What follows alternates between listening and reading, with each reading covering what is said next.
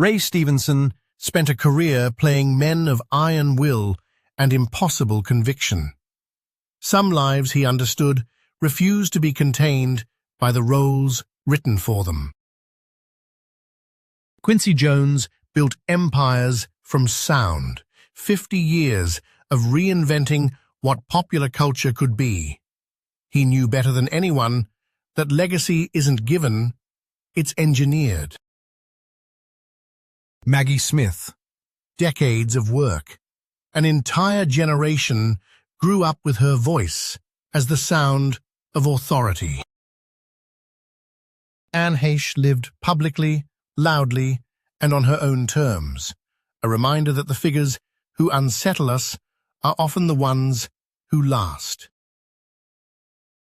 Raquel Welch turned a single image into a decades-long cultural force, proving that if you control the myth, you outlast the moment that created it. Donald Sutherland spent 60 years playing the character no one else in the room wanted to be, and doing it better than anyone expected. On the evening of November 8, 2016, the networks called it. Pennsylvania, Wisconsin, Michigan.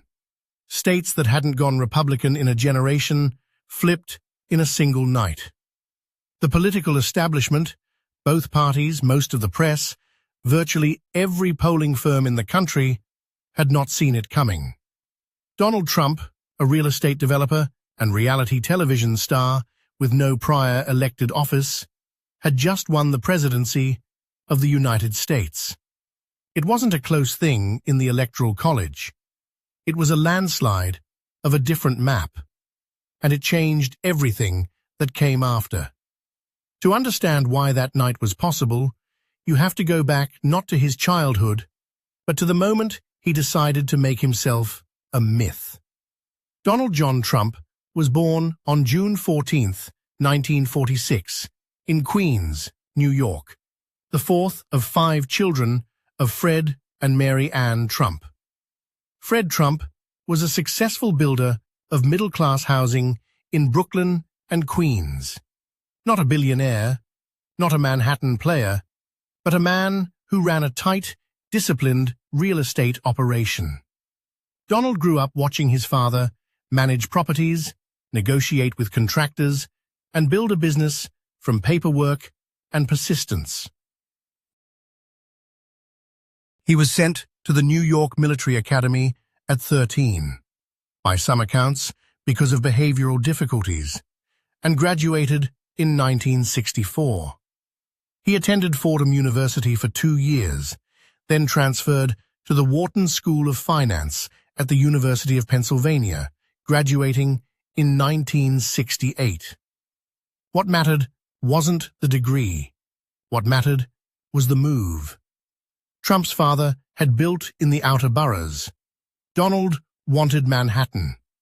In the mid-1970s, when New York City was functionally bankrupt, when Midtown buildings sat half empty and the conventional wisdom said the city was dying, Trump saw the opposite. He saw cheap, he saw leverage, and he saw opportunity. He negotiated the purchase of the Commodore Hotel, a decaying property next to Grand Central Terminal, and partnered with Hyatt to convert it into the Grand Hyatt New York. The deal, completed in 1980, required navigating city tax abatements and a labyrinthine approval process. He was in his late 20s.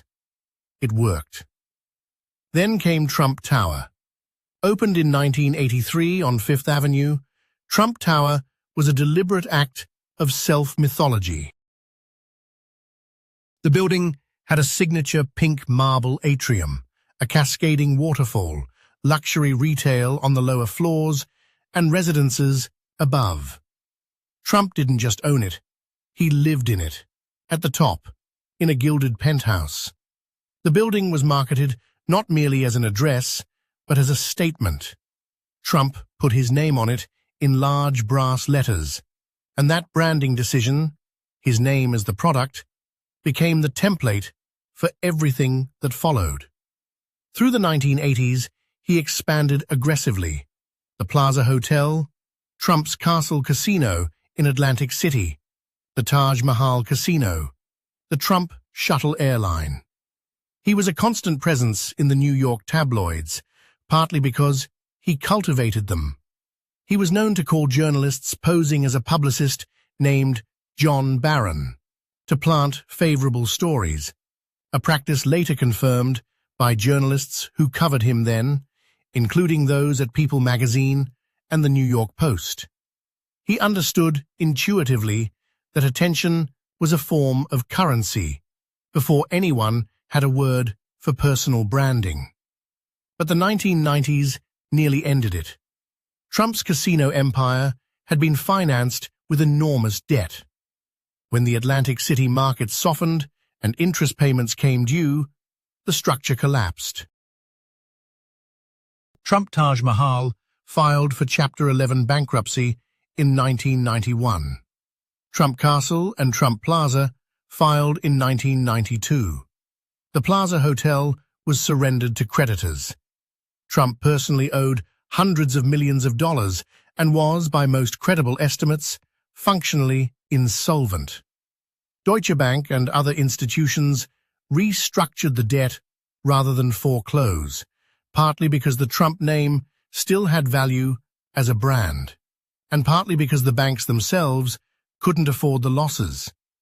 He did not go personally bankrupt, but 6 of his business entities did in 1991, 1992, 2004, and 2009. He rebuilt, slowly and differently. The second act of Trump's business career was less about building and more about licensing. Rather than owning properties outright, he increasingly sold the right to put his name on them. Trump-branded towers went up in cities from Chicago to Istanbul, from Manila to Pune, India, built and financed by local developers who paid for the name, the marketing cachet, and the perceived luxury signal. By the 2000s, Trump's real business was less real estate and more brand management. Then came The Apprentice. The NBC reality show premiered in January 2004, and it was a phenomenon. Trump sat at the head of a boardroom table and evaluated contestants competing for a job in his organization. The show's signature moment, "You're fired," became a cultural catchphrase. The Apprentice ran for 14 seasons, reaching audiences that had no particular connection to New York real estate or business news. It made Trump a weekly presence in tens of millions of American living rooms. NBC paid him substantially. Estimates of his total Apprentice earnings range from $30 to $200 million, with Trump himself claiming the higher figures. More importantly, it repositioned his public image, from bankruptcy-scarred developer to decisive, authoritative executive. That image was, in many ways, a performance, but it landed. Trump had flirted with political ambitions for decades. He floated a presidential run as early as 1987, gave a notable speech in New Hampshire that year, and briefly sought the Reform Party nomination in 2000. He made the jump formally in June 2015, descending an escalator in Trump Tower to announce his candidacy. The announcement speech was unconventional. It included characterizations of Mexican immigrants that drew immediate condemnation, but it also drew immediate attention. The press covered it heavily. His poll numbers rose. Throughout the Republican primary, Trump violated every established norm of modern political campaigning. He attacked fellow Republicans by name, gave out Lindsey Graham's cell phone number at a rally, mocked John McCain's prisoner of war record, and engaged in a prolonged public feud with Fox News anchor Megyn Kelly. Political consultants party officials, and most commentators said each incident would end his campaign. None of them did.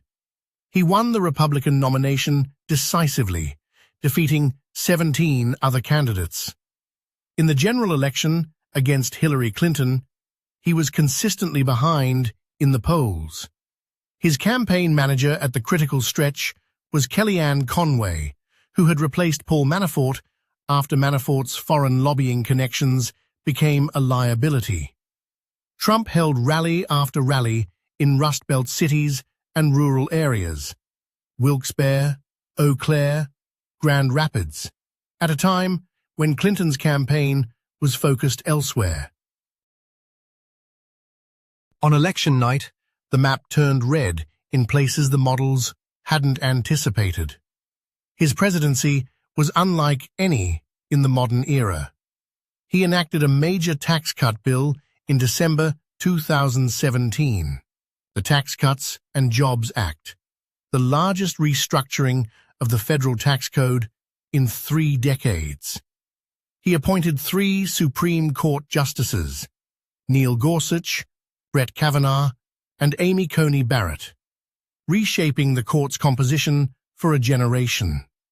He renegotiated NAFTA into the USMCA trade agreement, imposed tariffs on Chinese goods that triggered a prolonged trade dispute, and withdrew the United States from the Paris Climate Accord and the Trans-Pacific Partnership. His presidency was also defined by confrontation and rupture.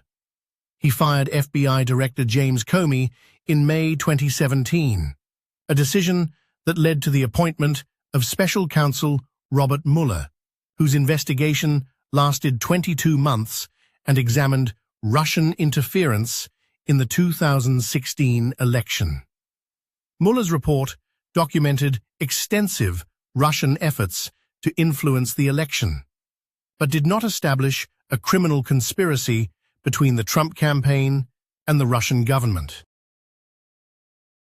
It did document 10 possible instances of obstruction of justice and declined to exonerate the president on that count.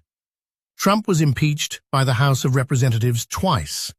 First, in December 2019, over a phone call with Ukrainian President Volodymyr Zelensky, the Democrats characterized as an abuse of power, and second, in January 2021, following the storming of the U.S. Capitol by his supporters on January 6th. He was acquitted by the Senate both times. January 6th, 2021, is the most contested and consequential single day of his post-presidency story.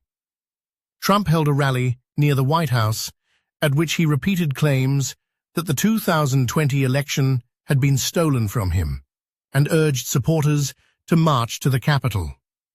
A mob breached the building, interrupted the certification of Electoral College votes, and resulted in multiple deaths and injuries. Trump's response during the hours of the siege, documented in testimony before the House Select Committee, became the subject of intense scrutiny.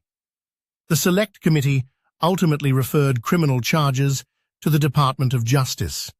His loss to Joe Biden in 2020 did not end his political career.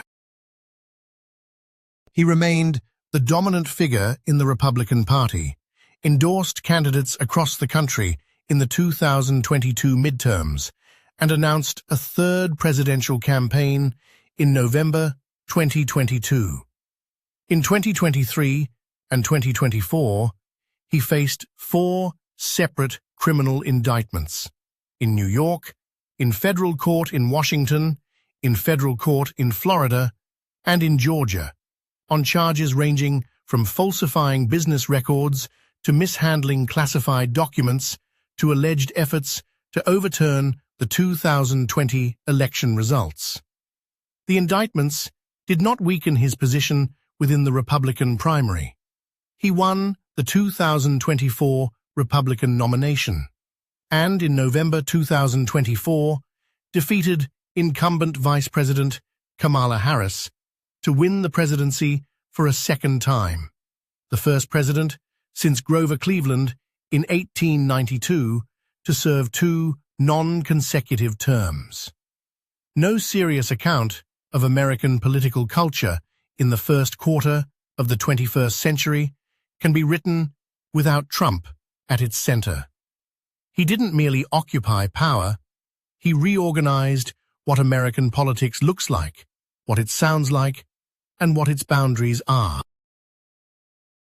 The Republican Party that existed in 2012, the party of Paul Ryan's budget frameworks and Mitt Romney's careful technocracy, is gone.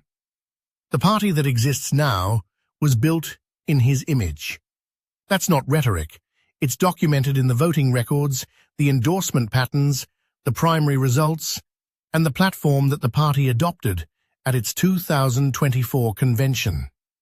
His influence on media is equally structural. His use of Twitter, before his suspension and eventual return to the platform, redefined how political figures communicate. He posted in real time, without filters, often at 3 a.m., and the press covered each post as a news event. That dynamic changed the information environment in ways that outlasted his time in office. Every politician who followed him, across parties, has had to reckon with the expectations he set. Critics, and there are serious ones, argue that his presidency damaged democratic norms, weakened alliances built over decades, and introduced a model of executive behavior centered on personal loyalty over institutional process. Supporters argue he gave voice to a working-class political constituency that both parties had ignored, that his economic policies produced measurable results before the pandemic, and that his willingness to break with establishment consensus was exactly what the system required. Both arguments are documented. Both are real. The definitive accounting is still being written. Donald Trump is, as of this telling, the 47th President of the United States, serving his second term.